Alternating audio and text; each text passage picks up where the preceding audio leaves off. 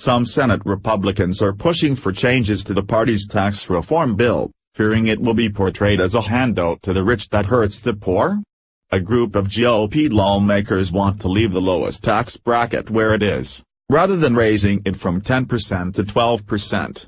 Some senators also support creating a fourth tax bracket to limit the size of the tax cut for millionaires. Advertisement. Both ideas are controversial, but the senators pushing for changes have leverage, as only 3 defections in the upper chamber would be enough to prevent the bill from passing. The optics don't look very good, taking 10% to 12%. If you're a 10% payer, you're really going to zero, under the bill, but the optics are that it looks like you're going from 10 to 12.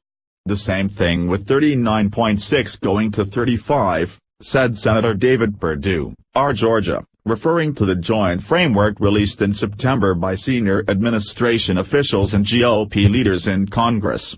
Under the framework Republicans are using, the 7 tax brackets now in the tax code, including the lowest 10% bracket and the highest 39.6% bracket, would be collapsed into 3, taxing people at 12%, 25% and 35%, depending on their income levels. The Trump administration and the heads of the Senate and House tax writing panels say low- and middle-income taxpayers would get a net tax cut because the plan would also double the standard deduction to $12,000 for individuals and $24,000 for couples. But Republican senators fear it will be difficult to explain to voters why they're raising the tax rate for low- and middle-income Americans while cutting the tax rate for the wealthiest. The 10% bracket covers the first $9,325 of income, while the 39.6% bracket hits income in excess of $418,400. I understand why there's a move to 12% and it can be explained, but it's difficult to explain, and I'm not sure the flame's worth the candle. We're talking about just going back to the 10, said Senator John Kennedy, our law. Democrats have driven down public support for President Trump's tax plan by framing it as a giveaway to wealthy individuals, families and corporations, a message they reiterated on Tuesday. At the risk of using a Halloween pun, we're sure that the Republican tax plan will be full of tricks for the middle class and full of treats for the wealthiest Americans and the biggest corporations, Senate Democratic leader Charles Schumer, NY, said at a press conference. A Reuters Ipsos poll released last week found that less than a third of Americans support Trump's tax plan.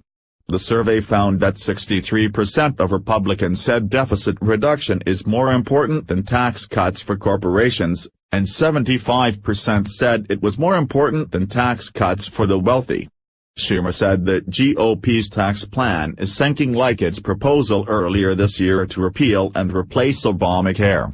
30%. And it's going to get lower, he said of public support for the framework. Republican senators such as Senator Deb Fischer, Nebraska, raised concerns about the ability to convincingly sell the GOP tax package as relief for the middle class when Trump met with them at the Capitol last week. I've talked about keeping the 10% bracket, she said. I think that's important. We want to make sure we target working people and target the middle class. Fisher said she did not propose specific bracket breakdowns when she shared a table with Trump at the lunch, but pressed him on ensuring that the bill would help middle-income families. She thinks the Senate Finance and House Ways and Means committees will eventually expand the number of brackets to address criticisms that too much of the bill's tax relief will go to the rich. I think we'll end up maybe with more than 4 brackets. We'll see. That's not set in stone, Fisher said. Senator Susan Collins, R. Maine, who helped sink the Obamacare repeal bill, on Monday announced that she wants to keep the income tax rate for people earning $1 million or more at 39.6%. On Tuesday, Collins added that she agrees with colleagues who want to keep the 10% bracket from moving up to 12%. There's widespread support for making sure that tax relief goes to middle-income working families and small businesses as well as lowering the C-Corp rate, she said, referring to the U.S. corporate tax rate, which now stands at 35%. I just don't see a justification for lowering the top rate for those who are earning more than $1 million a year, she added. But Senate Republicans are divided on the rates. Some are eager to reduce the top tax rate to 35%, or maybe lower it even further. I never thought anybody should pay over 25%, said Senator Richard Shelby, R. Alabama. People with money save money, create jobs, create risk. People with no money, I've been there, create nothing. You're trying to live, to survive. Republicans are wrestling with other tough questions, including how to handle tax rates for so-called pass-through companies, which currently pay taxes at individual rates. They want to cut taxes for these entities, which include a majority of businesses. Right now, lawmakers are leaning toward a proposal that would classify 70% of pass-through income as revenue from labor and thus tax it at individual rates. The remaining 30% would be classified as return on capital subject to a new 25% rate. If you use a 70-30 rule, it's a rule that goes back to about the 1920s, said Senate Republican Conference Chairman John Thune, SD, a member of the Finance Committee. Capital-intensive businesses such as manufacturers say such a breakdown is unfair because a large share of their income comes from capital investment. They would prefer a ratio closer to 50-50.